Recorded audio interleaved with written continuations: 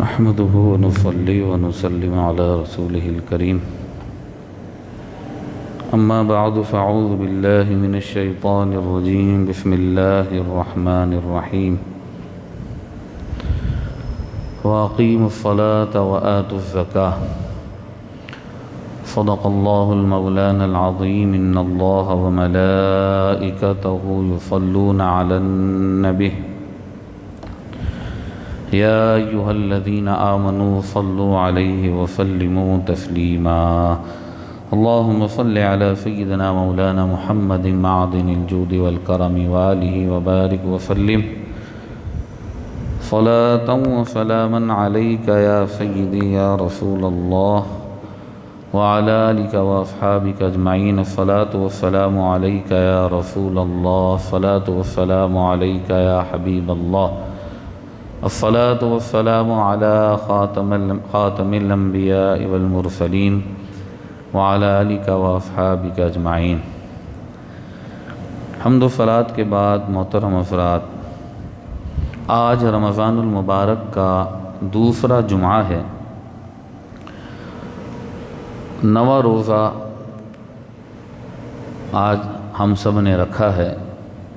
9 رمضان المبارک 1444 ہجری بمطابق 31 مارچ 2023 رحمت کا پہلا عشرہ۔ رمضان المبارک کے پہلے 10 دن جو رحمت کے 10 دن ہیں وہ کل مکمل ہو جائیں گے، اور رحمت کی 10 راتوں میں سے آج آخری رات ہوگی۔ رمضان المبارک بہت تیزی سے گزر رہا ہے۔ رحمت و مغفرت و جہنم سے آزادی کے یہ مبارک دن اور راتیں اللہ کے بندوں کی مغفرت کرواتے ہوئے یہ دن اور رات رخصت ہو رہے ہیں ہم سے۔ خوش نصیب ہیں وہ مسلمان جن کی مغفرت ہو چکی ہے اس رمضان میں، کچھ کی ہو جائے گی، ہمارا کیا بنے گا، ڈر لگتا ہے۔ اللہ نہ کرے، کروڑ مرتبہ اللہ نہ کرے، اگر ہم بخشے نہیں گئے اور ہماری مغفرت نہ ہوئی تو کیا ہوگا۔ جمعے کا دن ہے، قبولیت کا دن ہوتا ہے جمعے کا، اور پھر جمعہ بھی رمضان المبارک والا جمعہ۔ اللہ نے ہمیں تندرستی صحت عطا فرمائی ہے، اور یہ اللہ کا کرم ہے کہ ہم جمعے کے دن تندرستی صحت کے ساتھ خود چل کر بغیر کسی کے سہارے خود مسجد میں حاضر ہوئے ہیں۔ یہ بھی بہت بڑی نعمت ہے اللہ کی۔ کتنے لوگ بیمار، پریشان، بیماریوں میں مبتلا، چل پھر نہیں سکتے، نہ جانے کیسی کیسی بیماریوں اور آزمائشوں میں ہیں۔ ہم اللہ کا شکر ادا کرتے ہیں اور اللہ سے دعا کرتے ہیں، اے اللہ، اے ہمارے پروردگار، ہمیں پیدا کرنے والے، تو نے ہم پر بہت کرم کیا ہے، مہربانی فرمائی ہے، عقل بھی سلامت ہے، ہاتھ پیر جسم سلامت ہے، بیماریوں سے بچے ہوئے ہیں۔ اے اللہ، اس ماہ مبارک کی برکت سے، اپنے فضل و کرم سے ہم تمام مسلمانوں کو صحت، تندرستی اور عافیت اور خیر والی زندگی مرتے دم تک نصیب فرما، آمین بجاہ سید المرسلین صلی اللہ علیہ وسلم۔ محبت کے ساتھ ایک مرتبہ درود پاک پڑھ لیجیے۔ اللہم صلی علی سیدنا مولانا محمد معدن الجود والکرم وآلہ وبارک وسلم صلاۃ وسلاما علیک یا سیدی یا رسول اللہ وعلی آلک واصحابک اجمعین۔ آج کے جمعے میں زکوٰۃ سے متعلق چند باتیں عرض کروں گا۔ قرآن مجید فرقان حمید میں اللہ تعالیٰ نے ارشاد فرمایا وَأَقِيمُوا الصَّلَاةَ وَآتُوا الزَّكَاةَ، اور نماز قائم کرو اور زکوٰۃ دو۔ قرآن اور نماز یہ دو عمل ایسے ہیں، قرآن اور نماز یہ دو کام ایسے ہیں کہ قرآن مجید میں جس کا ذکر بہت زیادہ ہوا ہے. قرآن مجید کی بہت ساری آیتوں میں نماز قائم کرنے اور زکوٰۃ دینے کا حکم دیا گیا ہے، اور جدھر بھی نماز کی بات کی اللہ نے اقیم الصلاۃ فرمایا، فوراً اقیم الصلاۃ کے ساتھ کیا فرمایا؟ آتوا الزکاۃ. تو یہ نماز اور زکوٰۃ ساتھ ساتھ ہیں. حضور کے ایک صحابی ہیں حضرت عبداللہ ابن مسعود رضی اللہ تعالی عنہ، بہت پیارے صحابی ہیں، فقیہ صحابی ہیں، فتویٰ دیا کرتے تھے. تو حضرت عبداللہ ابن مسعود رضی اللہ تعالی عنہ فرماتے ہیں جو زکوٰۃ نہیں دیتا اس کی نماز قبول نہیں ہوتی. تو زکوٰۃ ارکان اسلام میں سے ایک رکن ہے. زکوٰۃ بنیادی رکن ہے اسلام کا، اور نماز کے بعد فوراً زکوٰۃ کا ذکر اللہ کیوں کر رہا ہے؟ اہمیت بتا رہا ہے کہ جس طرح نماز کی اہمیت ہے اسی طرح زکوٰۃ کی بھی اہمیت ہے. زکوٰۃ کب فرض ہوئی ہے؟ زکوٰۃ ایک قول کے مطابق ہجرت کے بعد فرض ہوئی ہے. کون سی ہجرت؟ جب ہم کہتے ہیں ہجرت کے بعد فرض ہوئی ہے، اور جب ہم کہتے ہیں کہ نماز ہجرت سے پہلے فرض ہوئی ہے، تو یہ کون سی ہجرت ہے؟ کس نے مائیگریٹ کیا تھا؟ کہاں کیا تھا یہ ہجرت آپ سنتے ہیں نا اسلام میں ہجرت، تو یہ ہجرت ہے ہجرت رسول، ہجرت مصطفیٰ، حضور کی ہجرت. اور یہ ہجرت کہاں ہوئی تھی؟ کس شہر کی طرف ہوئی تھی؟ مدینہ منورہ کی طرف ہوئی تھی. تو حضور علیہ الصلوۃ والسلام کی ہجرت کے بعد جب مدینہ شریف پہنچے تو یہ زکوٰۃ کا حکم آیا دنیا میں. بعض کہتے ہیں کہ جب ہجرت ہوئی تو ہجرت آپ نے جب فرمائی تو پہلے سال میں ہی حکم آ گیا تھا زکوٰۃ کا. بعض کہتے ہیں پہلے سال میں نہیں، سال پورا ہونے کے بعد دوسرا سال جب شروع ہوا تو 2 ہجری میں پہلی ہجری میں زکوٰۃ فرض ہوئی، اور بعض کہتے ہیں کہ ہجرت سے پہلے ہی فرض ہو چکی تھی. اچھا یاد رکھیے گا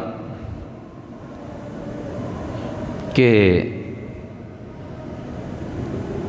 رمضان کا جو روزہ ہے، رمضان کا روزہ بھی ہجرت کے بعد فرض ہوا ہے، اور رمضان کا روزہ ہجرت کے بعد دوسرے سال فرض ہوا. تو خلاصہ کلام یہ ہے کہ زکوٰۃ فرض ہے جیسے نماز فرض ہے، ہجرت سے پہلے فرض ہوئی ہو یا ہجرت کے بعد فرض ہوئی ہو، بہرحال زکوٰۃ فرض ہے. اب علماء نے اس کو تفصیل سے بیان کیا ہے کہ زکوٰۃ پہلے فرض ہوئی یا روزے پہلے فرض ہوئے. تو فرمایا روزے پہلے فرض ہوئے اور اس کے بعد زکوٰۃ فرض ہوئی. حضور نے زکوٰۃ کا حکم دیا، اور زکوٰۃ جب فرض نہیں ہوئی تھی تو اس سے پہلے صدقہ فطر فرض ہوا تھا. بات سمجھ میں آ رہی ہے آپ کے؟ زکوٰۃ الگ ہے، صدقہ فطر الگ ہے. لیکن یہ مسئلہ بھی یاد رکھیں، جس کو زکوٰۃ دے سکتے ہیں اس کو صدقہ فطر بھی دے سکتے ہیں. بات سمجھ میں آ رہی ہے؟ جس کو صدقہ فطر دے سکتے ہیں اس کو زکوٰۃ بھی دے سکتے ہیں. زکوٰۃ اور صدقہ فطر کا مستحق کون ہے؟ جس کے پاس زکوٰۃ کا نصاب نہ ہو۔ وہ مسائل میں آئندہ جو میں عرض کروں گا کہ صاحب نصاب کون ہوتا ہے، زکوٰۃ فرض کب ہوتی ہے، کن کن چیزوں کی دی جاتی ہے، یہ جاننا بڑا ضروری ہے۔ لوگوں کو پتہ ہی نہیں ہے بیچاروں کو زکوٰۃ کے مسائل، اور پتہ نہ ہونا کوئی عذر نہیں ہے۔ اللہ کی بارگاہ میں کوئی کہہ نہیں سکتا ہے اللہ مجھے تو پتہ ہی نہیں تھا۔ پتہ کیوں نہیں تھا؟ تجھے دنیا کی سب چیز کا پتہ تھا، ایک یہی مسئلہ رہ گیا تھا دین کا پتہ نہیں تھا۔ پتہ نہیں تھا تو پتہ کیا، علم حاصل کیا، علماء سے پوچھا مولانا بتائیے کہ ہم زکوٰۃ کس کس چیز کی نکالیں، زکوٰۃ کس کس چیز پہ فرض ہوتی ہے؟ تو دین سیکھنے سے ملتا ہے نا۔ کتنے ہی لوگ ہیں بیچارے زکوٰۃ فرض ہوتی ہے انہیں پتہ ہی نہیں کہ اس کی بھی زکوٰۃ نکالنی ہے اور نہیں نکال رہے ہوتے، اور زکوٰۃ نہ دینے کا گناہ الامان۔ جو زکوٰۃ نہیں نکالتا، جس مال کی وہ مال گنجے سانپ کی صورت میں اسے کاٹے گا، دسے گا، کھائے گا اسے، الامان والحفیظ۔ تو اچھا ایک بات اور بھی ہے، ظاہر ہے وہ زکوٰۃ فرض ہونے سے پہلے صدقہ فطر حضور طلب فرماتے تھے، ظاہر روزے پہلے فرض ہوئے تھے، پھر روزہ جو ہے وہ صدقہ فطر کو روزے کی طہارت کہا گیا کہ تمہارے روزوں میں کمی بیشی کو، کوتاہیوں کو دور کرتا ہے۔ بہرحال محترم بھائیوں، زکوٰۃ فرض ہے۔ ایک حدیث میں آپ کی خدمت میں سناتا ہوں۔ امام ابن خزیمہ فرماتے ہیں کہ زکوٰۃ ہجرت سے پہلے فرض ہوئی کہ جب پہلی ہجرت ہوئی، حضور کے صحابہ ہجرت کر کے حبشہ پہنچے۔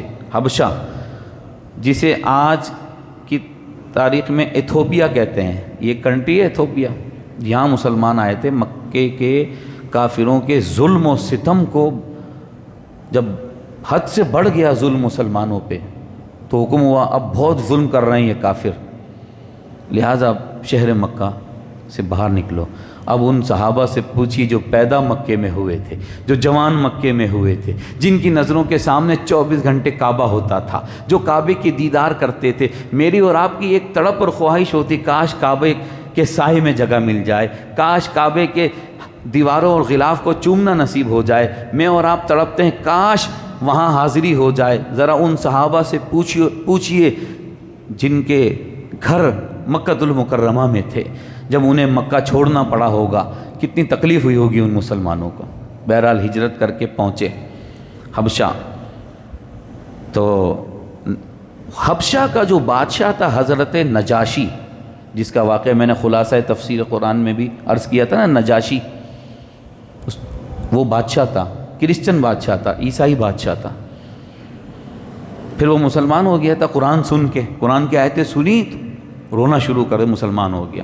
مختصر جب وہ حضرت نجاشی نے حضور کے چچا زاد بھائی حضرت جعفر طیار سے پوچھا کہ یہ بتاؤ تمہارے نبی تمہیں کس کام کا حکم دیتے ہیں؟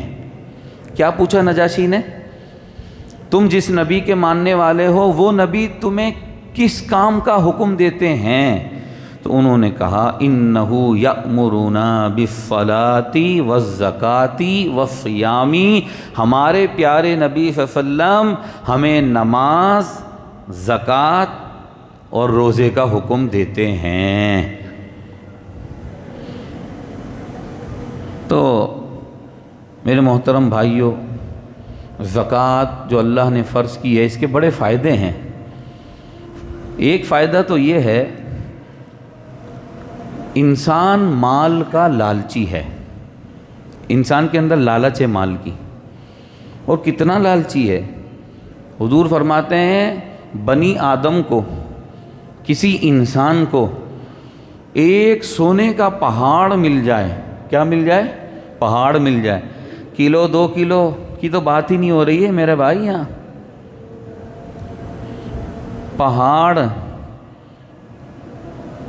پہاڑ ہو سونے کا، تو آپ وزن کر سکتے ہیں کتنا ہوگا؟ کوئی مشین ہے پہاڑ کو وزن کرنے کی؟ وہ حضور کیا فرما رہے ہیں؟ ایک پہاڑ برابر سونا بھی مل جائے نا انسان کو، اول تو خیر ایسا دنیا میں تو مجھے نہیں لگتا کوئی انسان ہوگا جس کے پاس پورا وہ مالک ہو سونے کے پہاڑ کا، لیکن حضور مثال دے کے ہمیں سمجھا رہے ہیں، اگر ہو بھی جائے نا پھر بھی پتہ ہے وہ کیا بولے گا، اے اللہ دوسرا پہاڑ بھی مل جائے پھر بھی وہ کیا بولے گا، ایک اور مل جائے۔ حضور فرماتے ہیں یہ ہے انسان۔ پھر حضور نے فرمایا اس انسان کا پیٹ قبر کی مٹی بھرے گی۔ تو مال کی لالچ ہے، اللہ تعالیٰ نے ہمارے دلوں سے مال کی لالچ کو نکالا، کیونکہ وہ بنایا اس نے تو وہ جانتا ہے نا کہ اس کے اندر خرابی کہاں سے پیدا ہوگی اور خرابی نکلے گی کیسے، وہ جانتا ہے، اللہ جانتا ہے نا۔ تو اللہ نے ہمیں بنایا تو ہمارا علاج بھی تو کیا نا، ہماری رہنمائی بھی تو فرمائی، قرآن اتارا نا، پڑھو سیکھو، برائیوں سے دور رہو سیکھو۔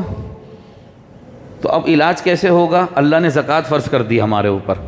زکوٰۃ کس نے فرض کی؟ اللہ نے، تاکہ جب بندہ زکوٰۃ نکالے گا نا تو مال نکلے گا نا، مال اچھا جب بندے کی جیب سے پیسہ نکلتا ہے نا تو وہ حساب کرتا ہے، اتنے کروڑ اتنے ارب نکل گئے۔ جب مال نکلے گا نا تو مال کی لالچ پھر کم ہوگی، حرص کم ہوگی۔ جو زکوٰۃ پابندی سے نکالے گا نا وہ حرص کم ہوگی اس کی۔ تو مقصد کیا ہے؟ بندے کو حرص طمع لالچ سے نکالنا ہے، زکوٰۃ کا یہ فائدہ ہے۔ میرے محترم بھائیو توجہ ہے آپ کی میری طرف، غور سے میری بات سن رہے ہیں آپ، سمجھ میں آ رہا ہے؟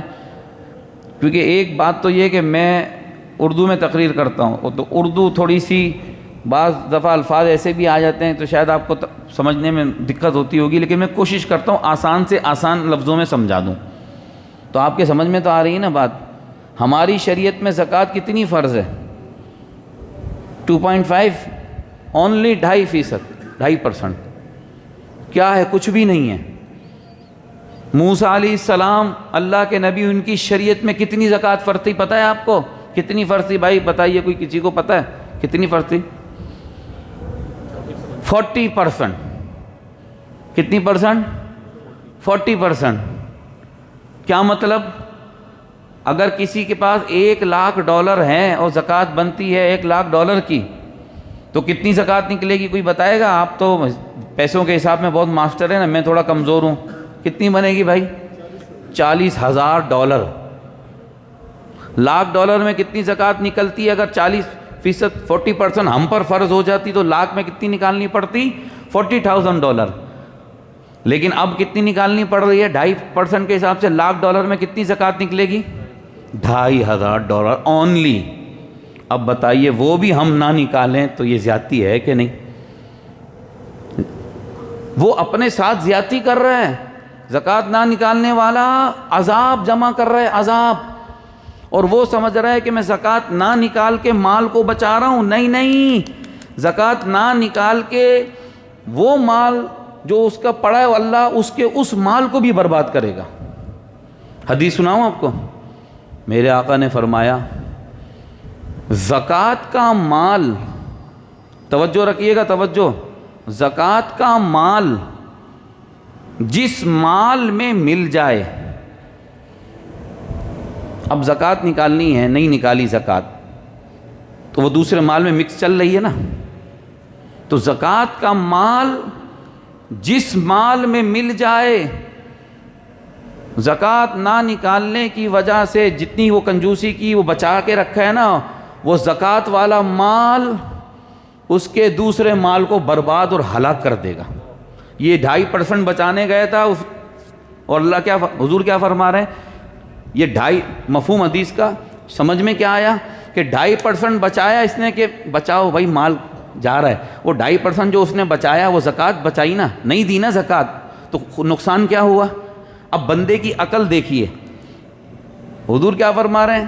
نہیں نکالی، کنجوسی کی، روکی زکوٰۃ، اب وہ مال اس کے دوسرے مال کو ہلاک کرے گا، ختم کرے گا، برباد کرے گا۔ کیا فائدہ ہوا؟ کیا فائدہ ہوا؟ دوسری حدیث حضور نے ارشاد فرمایا جو بھی کسی کا مال ہلاک ہوتا ہے، برباد ہوتا ہے، ضائع ہوتا ہے، اب وہ کسی بھی صورت میں ضائع ہو، بیمار ہو گیا، ہزاروں لاکھوں خرچ ہو گئے، مال تو گیا نا، کسی بھی صورت میں، کسی بھی کنڈیشن میں ضائع ہو، چوری ہو گیا، آگ لگ گئی، خدا نخواستہ ایکسیڈنٹ ہو گیا، دعا کریں اللہ پاک ان سب سے ہمیں محفوظ فرمائے۔ اللہ نے محفوظ رکھا ہوا ہے، بندہ نہیں سمجھ رہا ہے۔ بھائی زکوٰۃ نکالو خوش دلی سے، یہ نہیں ارے زکوٰۃ مال جا رہا ہے میرا، نہیں، خوش ہو کے۔ کیوں؟ حضور نے فرمایا یہ زکوٰۃ تمہارے مالوں کو پاک کرتی ہے، پاک کرتی ہے تمہارے مال کو۔ لیکن نہیں سمجھ میں آتا لوگوں کو۔ تو محترم بھائیوں، زکوٰۃ میں نے عرض کیا ایسی عبادت ہے، ایسا فرض، ایسا عمل ہے کہ حضور کے صحابی حضرت عبداللہ ابن مسعود، بہت بڑے فقیہ اور فتویٰ دینے والے صحابی، وہ فرماتے ہیں جو زکوٰۃ نہیں نکالتا اس کی نماز قبول نہیں ہوتی۔ اور ایک حدیث میں آیا زکوٰۃ کیا ہے؟ فرمایا اسلام کا پورا ہونا۔ اسلام جب ہی پورا ہوگا جب زکوٰۃ نکالے گا۔ تو دوزخ میں اللہ تعالی سب سے پہلے کس کو بھیجے گا پتہ ہے آپ کو؟ 3 افراد ایسے ہیں جن کو سب سے پہلے جہنم میں داخلے کا حکم ہوگا، جاؤ جہنم میں۔ اس میں سے ایک وہ ہوگا جس نے مال کا حق ادا نہیں کیا، اور مال کا حق کیا ہے؟ زکوٰۃ۔ اب میں آپ کو قرآن سے ایک واقعہ سناؤں، حضور کے زمانے کا ایک واقعہ ہے جو اللہ نے پارہ نمبر 10 سورہ توبہ میں بیان فرمایا۔ اے اللہ تیرا شکر ہے تو نے یہ واقعات بیان کر دیے تاکہ ہمیں ہدایت مل جائے۔ تو اب دعا بھی کرو کہ ہم سنیں تو اللہ ہمیں ہدایت بھی عطا فرمائے۔ سنتے تو بہت ہیں، ہر جمعے سنتے ہیں، 10 سال سے سن رہے ہیں، 20 سال سے سن رہے ہیں، ہدایت پہ کون آ رہا ہے؟ سیدھے رستے پہ کون آ رہا ہے؟ سن کر ادھر سے سن کے ادھر سے نکال دی۔ مال کی محبت، اتنی محبت۔ ایک شخص تھا ثعلبہ بن حاطب، حضور کے پاس آیا، توجہ سے سن رہے ہیں آپ؟ حضور کے پاس آیا، رسول اللہ دعا فرما دیں اللہ میرے مال کو بڑھا دے۔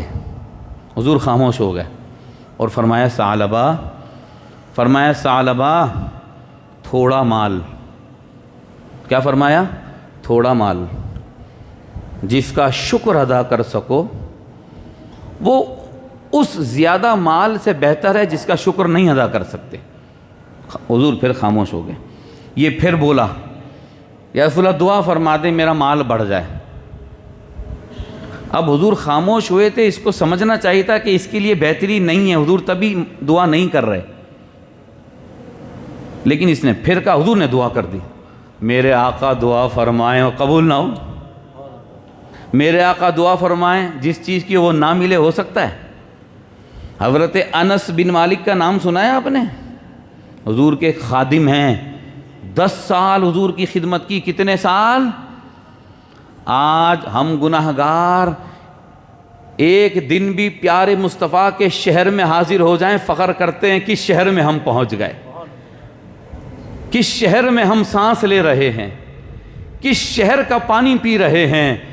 وہ تو انس بن مالک اس شہر کے مالک، یوں کہو کائنات کے مالک، اپنے آقا و مولا جناب محمد الرسول اللہ صلی اللہ تعالی علیہ وسلم کے قدموں میں 10 سال رہے، قدموں میں 10 سال رہے، ان قدموں میں 10 سال رہے جو قدم آسمانوں پر گئے اور جنت میں گئے۔ سوچو آپ تھوڑی دیر کے لیے۔ حضور نے حضرت انس کی خدمت پر حضرت انس کو 3 دعائیں دی تھیں۔ کتنی دعائیں دی تھیں؟ 3 دعائیں۔ ایک دعا یہ دی تھی انس کے مال میں برکت دے مولا۔ تو حضرت انس کے مال میں کیسی برکت؟ صحابہ کہتے ہیں عجیب بات ہے، ہم سب کے باغات میں سال میں 1 مرتبہ پھل لگتا ہے، انس بن مالک کے باغ میں سال میں 2 مرتبہ پھل لگتا ہے۔ انس بن مالک کے درخت 2 مرتبہ پھل دیتے ہیں۔ حضور نے دعا فرما دی، مال بڑھنے لگا بڑھنے لگا بڑھنے لگا، اتنا اس کا بکریوں کا ریوڑ، جانور ہی جانور۔ آپ سوچیں، گنتی تو میں کیا بتاؤں، کاؤنٹنگ کر کے کیا بتاؤں، آپ اس سے اندازہ لگائیں اتنی بکریاں بڑھ گئیں کہ شہر مدینہ چھوٹا پڑ گیا۔ وہ مدینے سے باہر جنگل میں لے گیا اپنے جانور۔ جب مال نہیں تھا تو 5 نمازوں میں مسجد میں، مال تھوڑا تھا نا، مال بڑھنے لگا تو مسجد میں کم، حاضری کم، یہاں تک کہ جمعے میں بھی کم ہو گیا۔ یہ ہے مال۔ لیکن سب کی بات نہیں کرتا، ایسے بھی مالدار ہیں جن کی نماز ہی نہیں چھوٹتی۔ یہ جنگل میں چلا گیا، زکوٰۃ کا حکم آیا، زکوٰۃ فرض ہوئی، حضور نے فرمایا جاؤ ثعلبہ سے زکوٰۃ لے کر آؤ۔ ثعلبہ کے پاس گئے، حضور نے بھیجا ہے زکوٰۃ فرض ہو گئی، زکوٰۃ نکالو۔ پتہ ہے کیا جواب دیا؟ کہہ رہا سوچوں گا۔ کیا کہا؟ سوچوں گا۔ حضور کے پاس آئے۔ اب توجہ سے سنیے گا میری بات، غور سے سن رہے میری بات؟